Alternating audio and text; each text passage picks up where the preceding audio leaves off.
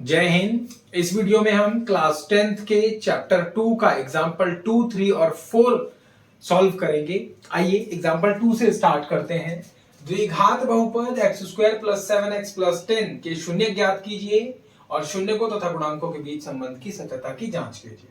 Find the zeros of the quadratic polynomial x² + 7x + 10 and verify the relationship between the zeros and the coefficients। यानी कि पहले तो हमें शून्य निकालने हैं, जीरोस निकालने हैं और उसके बाद में जो भी इसका जीरोस आएगा और जो कोफिशिएंट्स हैं जो इनके साथ में मल्टीप्लाई हो रहे हैं उसे कोफिशिएंट बोलते हैं, यानी कि गुणांक बोलते हैं उनको, उनके बीच में क्या रिलेशन है उसके बारे में हमें यहाँ पर बताना है।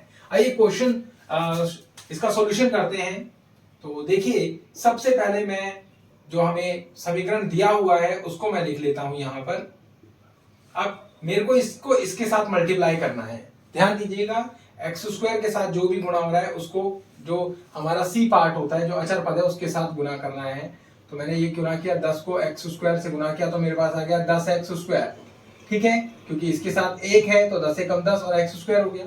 और ये जो बीच वाला है इसको मैं गुणनखंड विधि, ये पूरा का पूरा जो शून्य निकलेगा वो गुणनखंड विधि, तो बीच वाली जो संख्या होती है उसको हम फैक्टर करते हैं, उसके टुकड़े करते हैं। तो मेरे पास लिखा हुआ है 7x। देखिए गुना अगर मैं करूं, मल्टीप्लाई करूं तो 10x² आए और जमा करूं या घटा करूं तो 7x आए। अब जमा करना है या घटा करना है वो हमें कैसे पता लगता है? इधर ये जो निशान है हमारे पास में c पार्ट, अगर ये माइनस में है तो संख्या घटा होगी, अगर ये प्लस में है तो संख्या जमा होगी। ये बात आप ध्यान दीजिएगा। देखिए 7x लिखा हुआ है, मैं इसके ऐसे टुकड़े, तो 5 और 2 कितने होते हैं? 7 होते हैं और 5 दूनी कितने होते हैं? 10 होते हैं। बिल्कुल 5 और 2 7 हो रहे, 5 दूनी 10 हो रहे। मैं इसके टुकड़े 5x + 2x के रूप में कर सकता हूं। 5 दूनी होता है 10, x और x² हो गया और 5x और 2x कितना हो गया? 7x हो गया। तो मैं इस 7x को इस रूप में लिखूंगा। तो देखिए किस तरह से लिख रहा हूं, x² + x + 2x + 10 = 0।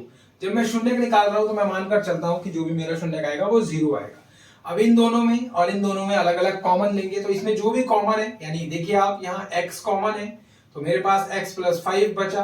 x को हर स्टेप पर आप इसको वेरीफाई कर सकते हो, चेक कर सकते हो। देखिए x², 5 और 2 7x और 10 का 10 वही का वही है।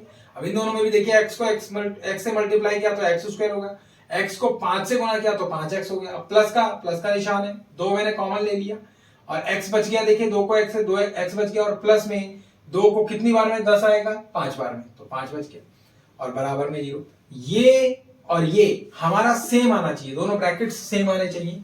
इन दोनों ब्रैकेट्स में से एक ब्रैकेट हम कॉमन ले लेते हैं और ये x और ये +2 ये मैंने लिख दिया अलग से।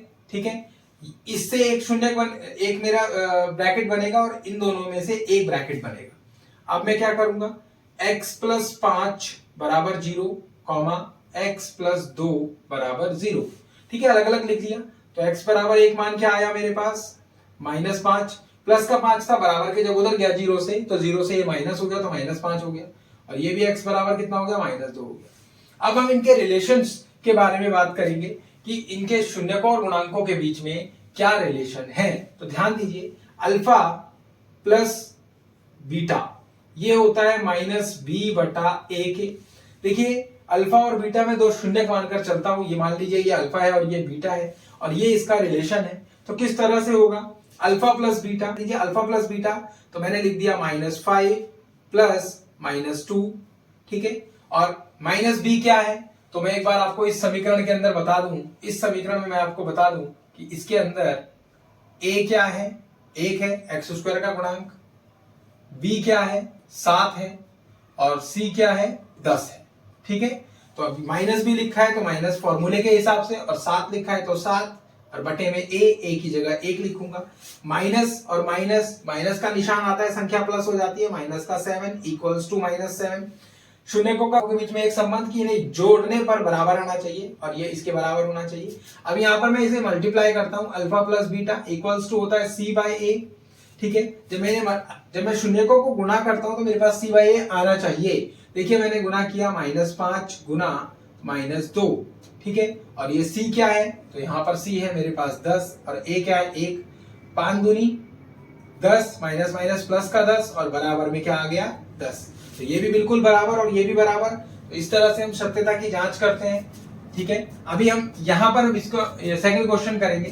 तो देखिए इसका सॉल्यूशन करने के लिए हमारे लिए इंपॉर्टेंट क्या है, समीकरण इस तरह से दिया होता है, कई बार बच्चे इसे छोड़ देते हैं, छोड़ने वाली चीज नहीं है, बहुत ईजी है। देखिए किस तरह से, एक्स स्क्वायर माइनस 3 लिखा हुआ है, तो क्या मैं इसको इस रूप में लिख सकता हूं? बिल्कुल लिख सकता हूं। देखिए किस तरह से मैं लिखूंगा इसको, x square plus 0x minus 3।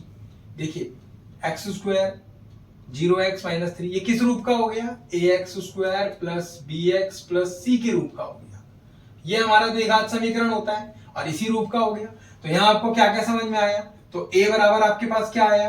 1, b बराबर आपके पास क्या आया? 0 और c बराबर आपके पास आ गया माइनस 3। ठीक है, यहाँ abc मैंने बाद में निकाला था, यहाँ मैं पहले ही निकाल रहा हूं। अब मैं इसको सॉल्व करता हूं, तो मैंने इसको लिखा एक्स स्क्वायर माइनस √3 का स्क्वायर। देखिए जब आप √3 इंटू √3 करते हो तो आपके पास सिंगल 3 बचता है। ठीक है, तो इसी तरह से मैंने इसको लिख दिया। अब देखिए मैं क्यों इस तरह से लिख रहा हूं, मैं इसको इसलिए लिख रहा हूं क्योंकि मेरे पास एक फॉर्मूला होता है a square minus B square, और ये फॉर्मूला होता है a प्लस बी और a माइनस बी। मैंने इसको इस रूप में लिख दिया और मेरे पास में दो ब्रैकेट्स, देखिए इस तरह से तो बन जाएंगे ना मेरे पास दो ब्रैकेट, तो इसी तरह से ये दो ब्रैकेट्स मेरे पास आ जाएंगे और फिर मैं उनमें से दोनों शून्य निकाल लूंगा। तो मैं इसको लिखूंगा क्या, x माइनस √3 एक बार और x प्लस √3 दूसरी बार।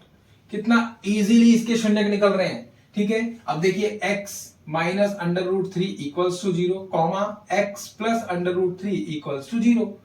अब नेक्स्ट x इक्वल्स टू √3 और second x equals to minus √3। ठीक है, ये प्लस का था उधर जाकर माइनस, ये माइनस का था उधर जाकर प्लस का हो गया, दो शून्य। अब इनकी हम जांच कर लेते हैं। तो जांच आपको पता ही है, अल्फा प्लस बीटा क्या होता है? माइनस बी बटा ए होता है। बार बार आप फॉर्मूले को लिखेंगे तो आपको ये फॉर्मूले याद हो जाएंगे अपने आप, आपको याद करने की, कंठस्थ करने की जरूरत इनको नहीं पड़ेगी। तो मेरी रिक्वेस्ट है कि जब भी आप क्वेश्चन करें, रफ कॉपी में भी क्वेश्चन करते हो तो फॉर्मूला जरूर लिखो आप। ठीक है, अभी देखिए अल्फा प्लस बीटा यानी √3 प्लस माइनस √3।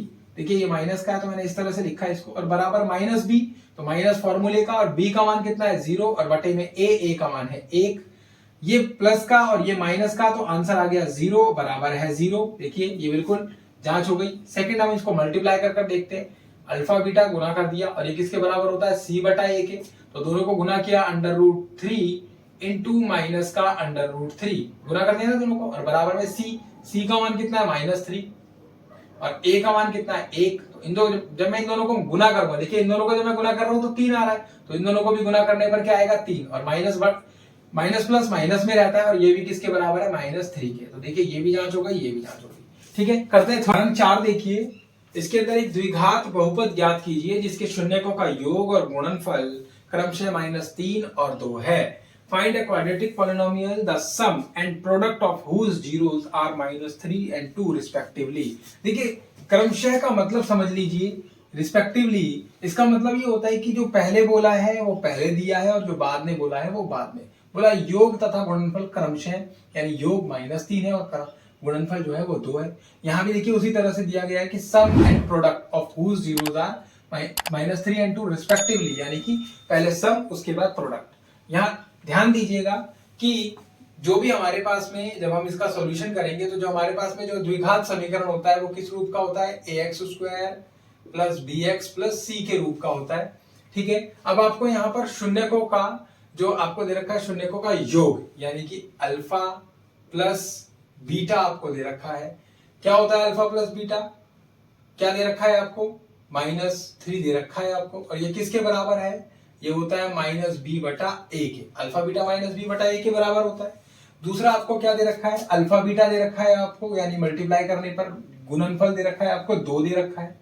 ये किसके बराबर होता है? c बटा a के बराबर होता है।